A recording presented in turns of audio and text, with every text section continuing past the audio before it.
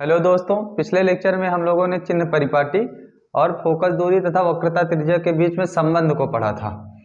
इस लेक्चर में हम लोग पढ़ेंगे यू वी एफ में संबंध, वस्तु दूरी। तो यहाँ पे लिख लेते हैं वस्तु की दूरी u, प्रतिबिंब की दूरी v, प्रतिबिंब की दूरी v तथा फोकस दूरी f, तथा फोकस दूरी f में संबंध, फोकस दूरी f में संबंध। हमको यही पढ़ना है इस लेक्चर में, ठीक है। तो हम क्या करते हैं, अवतल दर्पण के लिए निकाल लेते हैं और उत्तल के लिए मान लेंगे कि ऐसे ही होता है। उत्तल के लिए तो अवतल दर्पण का यूज करते हुए हम निकालेंगे। जो बीएफ में जो संबंध निकालेंगे वो अवतल दर्पण का उपयोग करते हुए निकालेंगे। तो हम लोग यहाँ पे एक चित्र बना लेते हैं पहले तो, क्योंकि चित्र की आवश्यकता होगी, उसी से देख के प्रूफ करना है। ठीक, एक दर्पण है, इसकी ये मुख्य अक्ष है,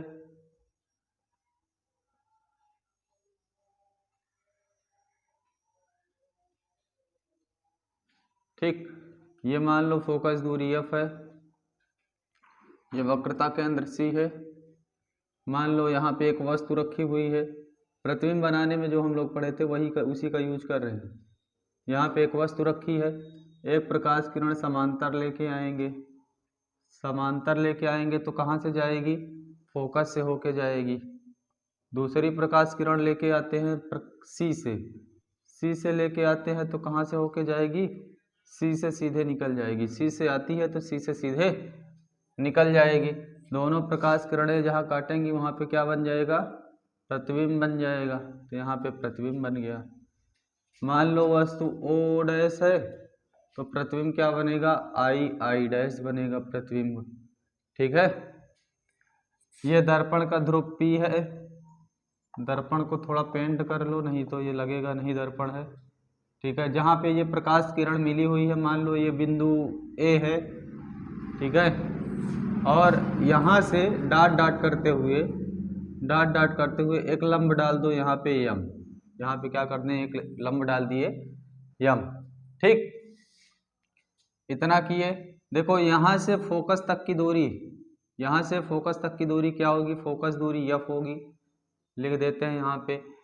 यहाँ से प्रतिबिंब तक की दूरी, ये प्रतिबिंब यहाँ पे बना है तो यहाँ तक की दूरी क्या होगी, प्रतिबिंब की दूरी को हम v से लिखते हैं तो v लिख दिए, ठीक है। देखो C से P तक की दूरी, ये वक्रता केंद्र है, वक्रता केंद्र ध्रुव से वक्रता केंद्र तक की दूरी क्या हो जाएगी, r। कौन सी दूरी हो जाएगी, r हो जाएगी। और वस्तु की दूरी u लिखते ही हैं, वस्तु की दूरी u हो जाएगी जहाँ पे वस्तु रखी हुई है। इतनी बात समझ गए। अब क्या करते हैं, इसी के सहारे हम प्रूफ करेंगे यू वी एफ में संबंध। तो सबसे पहले देखो ये त्रिभुज, ये ओ डैश सी, त्रिभुज ओ डैश सी, ठीक। त्रिभुज ओ डैश सी, और एक दूसरा त्रिभुज ले लेंगे तथा दूसरा त्रिभुज आई डैश सी, ठीक। दूसरा त्रिभुज क्या लेंगे, I dash C, I dash C. ये दोनों त्रिभुज देखने में, ये त्रिभुज और ये वाला और ये दोनों त्रिभुज समरूप हैं। समरूप कैसे हैं, समरूप होने के लिए तीन कोण बराबर होने चाहिए, तीनों कोण क्या होने चाहिए, बराबर होने चाहिए। तो देखो ये 90 डिग्री है, ये कोण 90 डिग्री है, ओ डैश ओ आई सी, ओ, या फिर ऐसे कह सकते हैं कोण O और कोण I दोनों कितने हैं, 90 अंश, दोनों बराबर हो गए। ये वाले कोण और ये वाले कोण दोनों बराबर हैं, ये दोनों बराबर हैं तो क्या हो जाएगा, ओ सी ओ डैश, कोण ओ सी ओ डैश बराबर किसके होगा, इसमें आई सी आई डैश के, आई सी आई डैश। क्यों बराबर होगा, ये दोनों कोण क्यों बराबर होगा, शीर्षाभिमुख कोण। कैसे कोण है ये, शीर्षाभिमुख कोण, शीर्षाभिमुख कोण, ठीक। और ये तो दोनों 90, ये कोण बराबर ये कोण इसके बराबर हो गया, ये इसके बराबर, दो कोण बराबर, तो तीसरा अपने आप बराबर हो जाएगा, तीसरा अपने आप बराबर हो जाएगा। तो तीसरा कौन सा है, ओ डैश, कोण ओ डैश बराबर कोण आई डैश। ठीक, या इसका पूरा नाम लिख लो, पूरा लिख लोगे तो ज्यादा सही रहेगा। ओ डैश सी, कोण ओ डैश सी बराबर कोण आई डैश सी, कोण आई डैश सी। त्रिभुज के कोण योग गुणधर्म से, कोण योग गुणधर्म से, कोण योग गुणधर्म क्या है, त्रिभुज के तीनों कोणों का योग 180 होता है। दो कोण आपस में बराबर हो गए तो इसका भी 180 होना था, इसका भी 180 होना था, तो आपस में बराबर होंगे तभी ये भी 180 बनेगा, ये भी 180 बनेगा। ठीक है, और यहाँ पे कोण, यहाँ जैसे कोण ओ है तो इसका मतलब हमसे ये कोण से है। आप पूरा कोण लिख सकते हैं, ओ डैश ओ सी, इसका पूरा नाम अगर लिखना है तो लिख सकते हैं ओ डैश ओ सी बराबर, यहाँ पे इसका पूरा नाम I dash I C, I dash I सी, ये दोनों क्या है 90 अंश है। ठीक, तो तीनों कोण बराबर हो गए, तीनों कोण बराबर हो गए तो त्रिभुज O dash O dash C समरूप हो गया त्रिभुज आई डैश सी के। ठीक, किस रूल से समरूप हुआ, ए एंगल एंगल एंगल, बात समझ गए। तीनों कोण बराबर दिखा दिए तो ये दोनों समरूप, जब समरूप होता है त्रिभुज तो उसकी भुजाओं का अनुपात बराबर होता है। ठीक, तो जैसे अगर ये समरूप है तो समरूप है तो इस भुजा का अनुपात इसके बराबर होगा, इस भुजा का अनुपात इस भुजा का अनुपात इसके बराबर होगा, इस भुजा का अनुपात इसके बराबर होगा, और ये जो कर्ण बनी हुई है भुजा ये इसके अनुपात के बराबर होगी। बात समझे, तो भुजाओं का अनुपात क्या होता है, बराबर होता है। अगर इसीलिए तो इसको प्रूव किए हैं, तो ओसी बटे ये हो जाएगा सी आई, इस भुजा का अनुपात इसके बराबर हो जाएगा, क्योंकि आधार ये भी है आधार ये भी है, बराबर ये लंब है तो ये भी लंब है, तो ओ डैश बटे आई डैश बटे आई डैश, इस भुजा का अनुपात इसके बराबर, इस भुजा का अनुपात इसके बराबर। हमको कर्ण की जरूरत नहीं है इसलिए उसको नहीं लिखेंगे। बात समझे, ये हो गया हमारा संबंध एक। ठीक, अब आगे क्या करेंगे,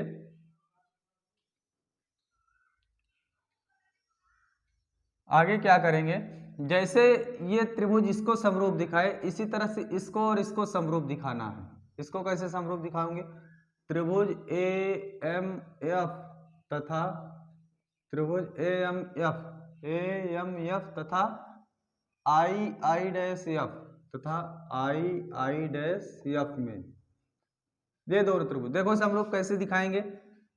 ये वाला कोण इसके बराबर होगा क्योंकि शीर्षाभिमुख कोण है, दोनों शीर्षाभिमुख कोण, ये कोण 90 डिग्री तो ये भी 90 डिग्री। ठीक, इसी प्रकार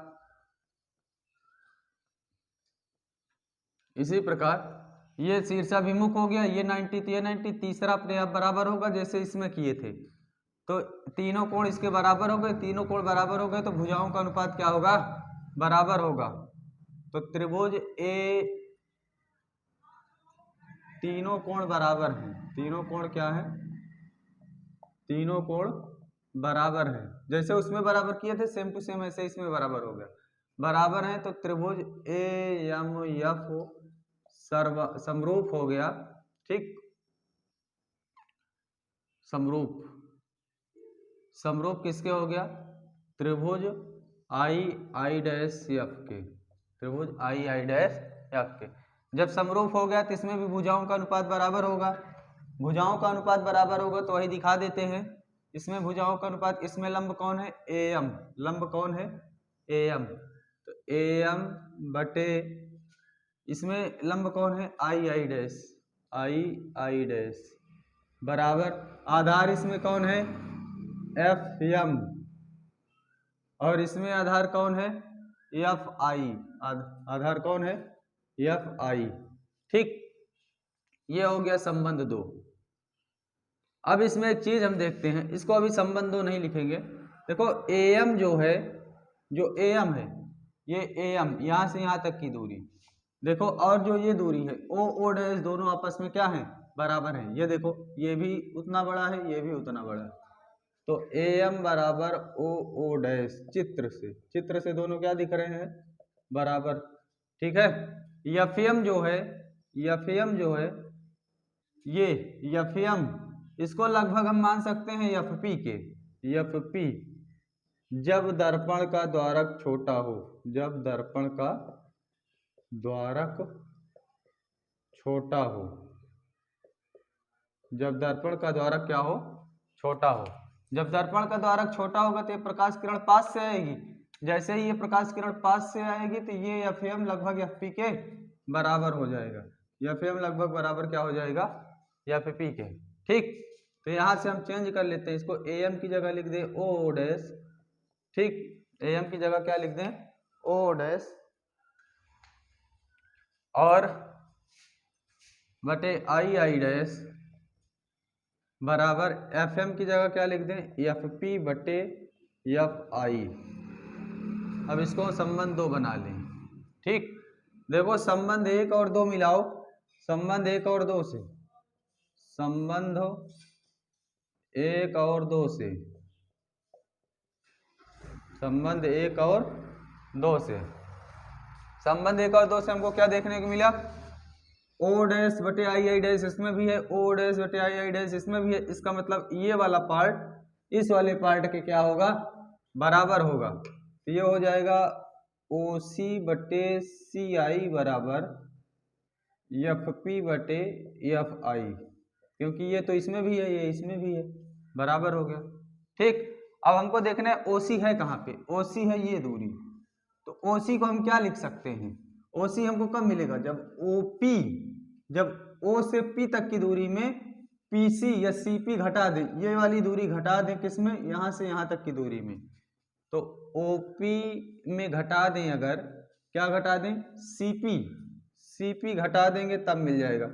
हमको ऐसा क्यों कर रहे हैं, क्योंकि हम सारी दूरियां दर्पण के ध्रुव से मापते हैं। हमने पढ़ा है कि चिन्ह परिपाटी में कि सभी दूरियां दर्पण के ध्रुव से मापी जाती हैं।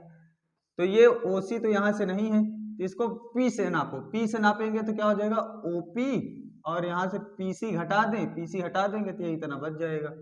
ठीक, सारी दूरियों को दर्पण के ध्रुव से मापना है। तो CI कहाँ है, CI ये है, तो CI कैसे मिलेगा, CP में अगर CP में अगर PI घटा दें, तो CP में क्या घटा दें, PI घटा दें। ठीक, ये इस दूरी में ये वाली दूरी घटा देंगे, CI बचेगा।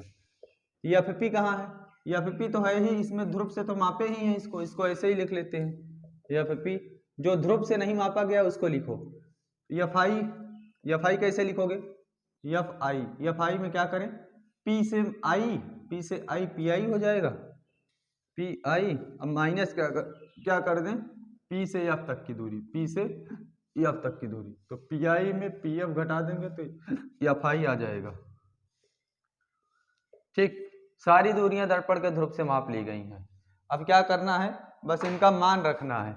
जैसे OP क्या है, OP तो O से P तक की दूरी, देखो ये क्या है, वस्तु की दूरी है, यहाँ से यहाँ तक की क्या दूरी है, वस्तु की दूरी, नीचे लिखा भी है U, तो यहाँ पे क्या लिख दें, U।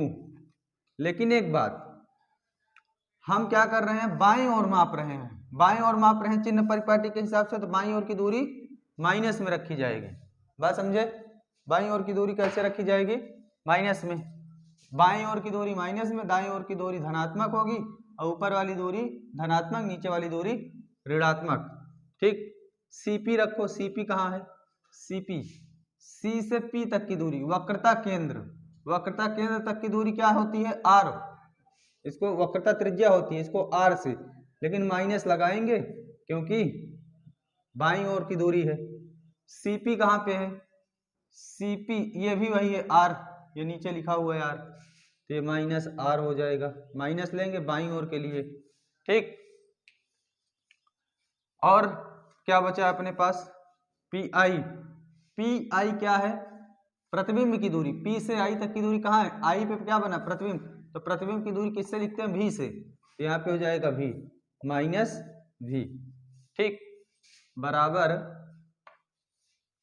F P, P F क्या है, पी से एफ की दूरी क्या है, फोकस दूरी है, तो फोकस दूरी क्या हो जाएगा माइनस एफ बटे पी आई क्या है, पी से आई तक की दूरी वही प्रतिबिंब की दूरी माइनस में लिखेंगे भी, पी एफ क्या है, पी से एफ की दूरी फोकस दूरी है, तो फोकस दूरी किसके लिखेंगे माइनस एफ, ठीक, ये बात हो गई। अब इसको क्या करें, पूरा लिख लें एक बार फिर से,